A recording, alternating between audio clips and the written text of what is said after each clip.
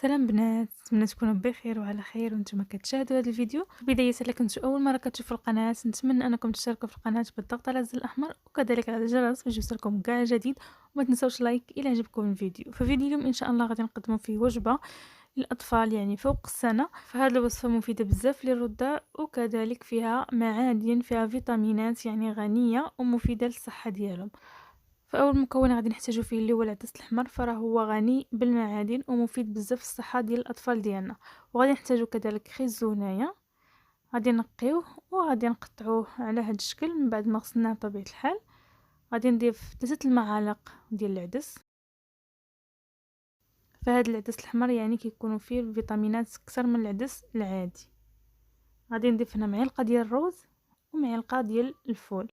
فهادو هما المكونات اللي غادي نحتاجو في الوجبه ديالنا ديال اليوم. فغادي ناخذ هاد الكل غادي نغسلوه جيدا وغادي نضيف فيه هنايا 2 كيسان كبار ديال الماء، الجهد اللي غادي تطيب فيه هاد المكونات كامله.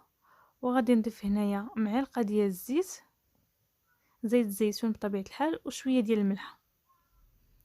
من بعد ما طابوا لينا المكونات جيدا غادي نطحنوهم. فانا هنا خص غير هاد الهشوار ديال اليد هي اللي غادي نطحن فيها باش كيبقاو هكا طريفات صغيورين يعني في الوجبه ديالنا. الا بغيتو يعني تطحنوها مزيان فممكن ديروها في الخلاط الكهربائي.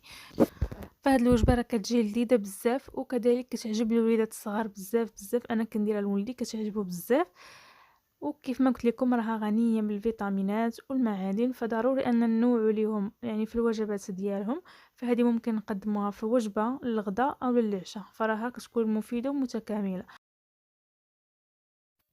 وكذلك ممكن أن نقدموها ليهم ابتداء من السنة، يعني الوليد مني كيدير عام في العمر ديالو ممكن نعطيوه بحال هاد الوجبات اللي كيكونوا هكا شويه فيهم هكا صحاحين، فيهم طريفات صح باش يتعلم من داغ.